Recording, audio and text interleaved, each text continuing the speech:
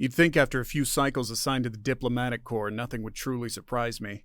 I've dealt with the Krasnak hive mind, whose idea of a pleasant conversation is a telepathic assault of existential dread, and negotiated territorial rights with a methane-breathing species that considers indigestion a sign of deep respect. I thought I'd seen it all. Then came the notification about Earth. Death World. I hissed at my comm suit, all 6 of my eyes twitching in irritation. Honestly, another exaggeration from the melodramatic Vorlaxians, no doubt. Perhaps some mildly turbulent weather system or a slightly venomous insect species? The data packet flickered into view and my hearts nearly stopped. I say hearts because we Ziltrixians have 3, and they were all working overtime here.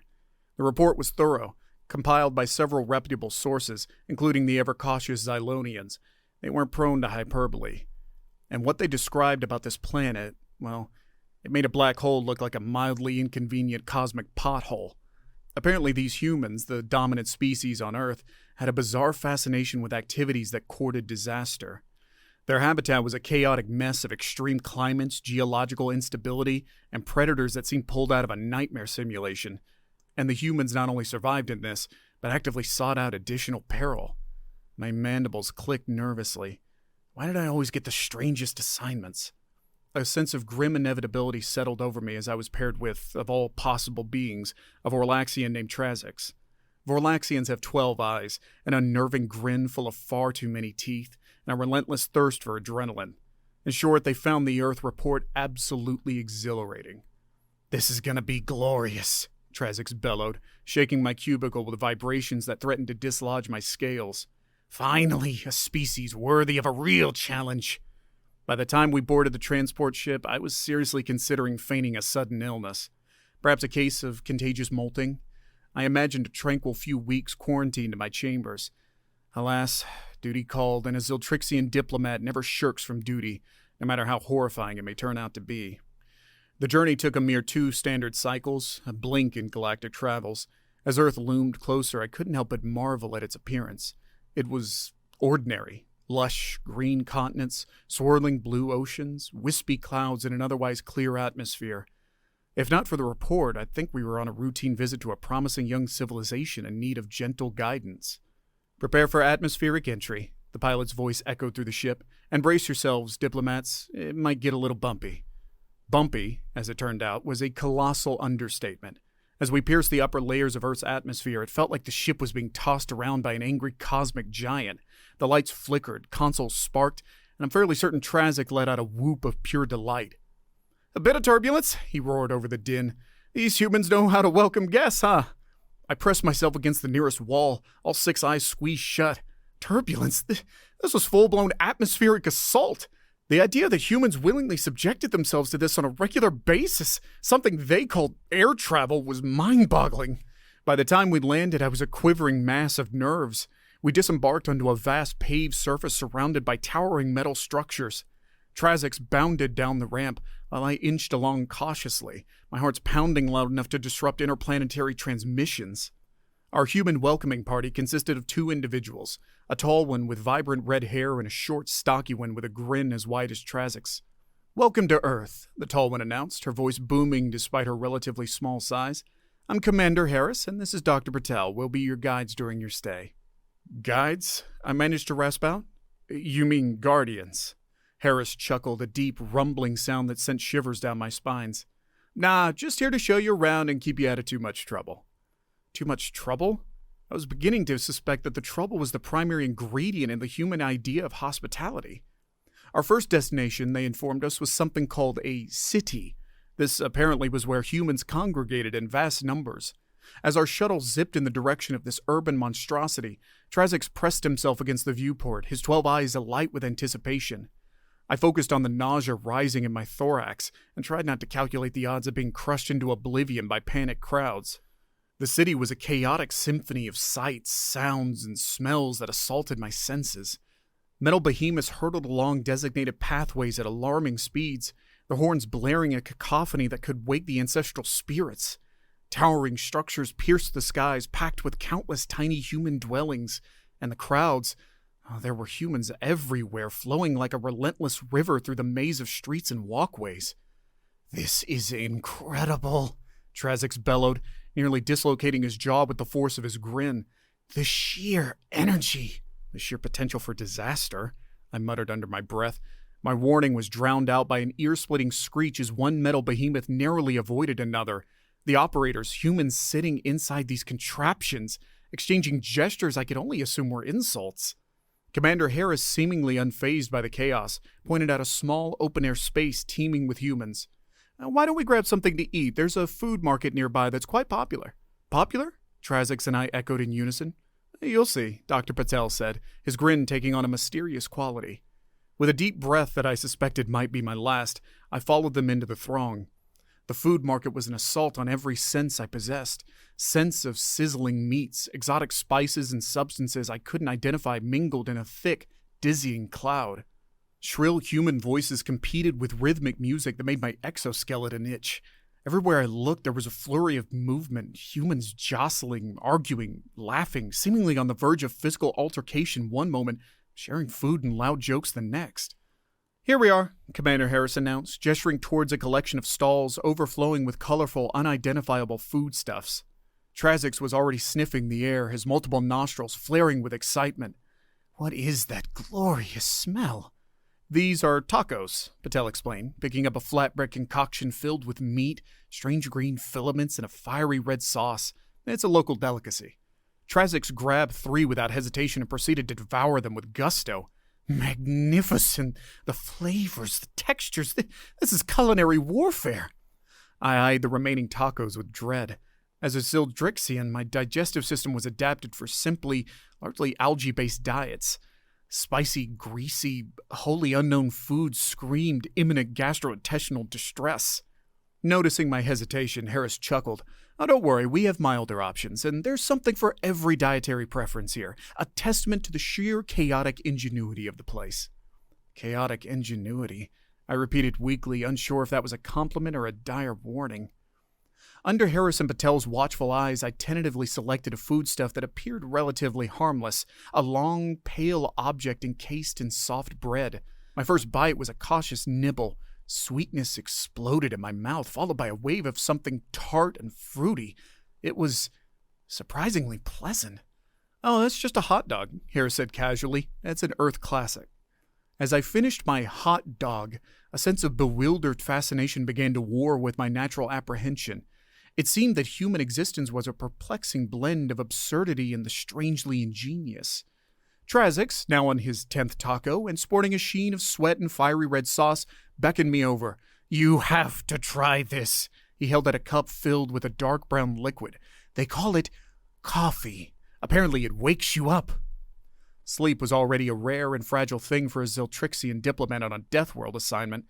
I politely declined, trying to envision a scenario in which I would willingly ingest something designed for increased alertness and energy.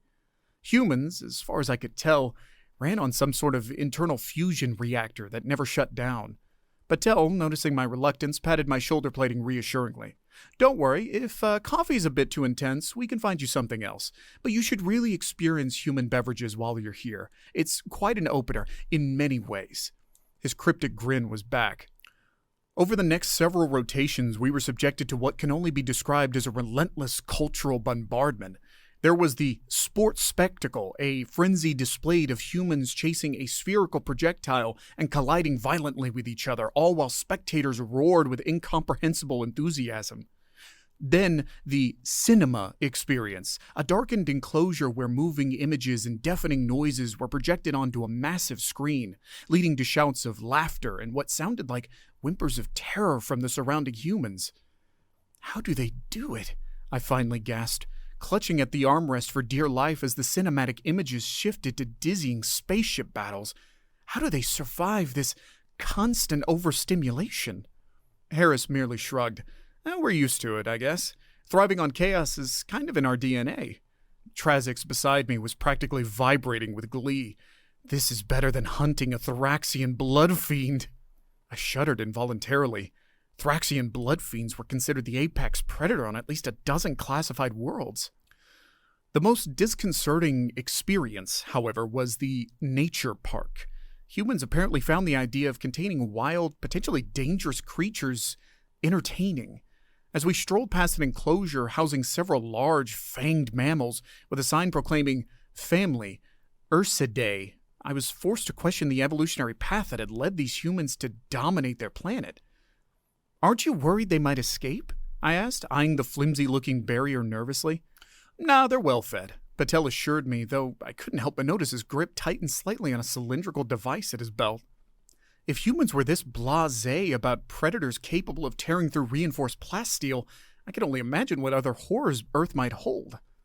Despite my growing conviction that I'd signed up for an elaborate suicide mission, the days began to blur into a strange sort of exhilarating routine. Trazek's constantly fueled by tacos and Earth's endless capacity for thrills seemed determined to cram a lifetime of excitement into the span of our visit. I was dragged onto contraptions that twirled, flipped, and plummeted at speeds that should have, by all laws of physics, reduced occupants to organic mush. And yet, with each passing ordeal, something unexpected began to happen. I started to feel oddly unbreakable. I still flinched at loud noises and envisioned my imminent demise a dozen times a day, but a tremor of something resembling amusement began to flicker within me. One evening, as we soared hundreds of meters above the glittering cityscape on an observation platform, Trazek let out one of his booming laughs. "You know, you're starting to loosen up, Ziltrixid." I felt all six of my eyes widen in shock. "I beg your pardon?" "All those scales so tightly packed together," he grinned. "Starting to see a few gaps like a hatchling molting its first shell." "I am not molting," I protest, a bit too defensively.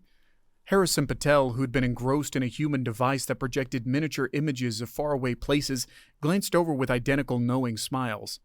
"You might not be shedding skin," Harris said, "but you're shedding some of that fear, that rigidity." Perhaps they were right. Perhaps Earth's peculiar brand of insanity was contagious.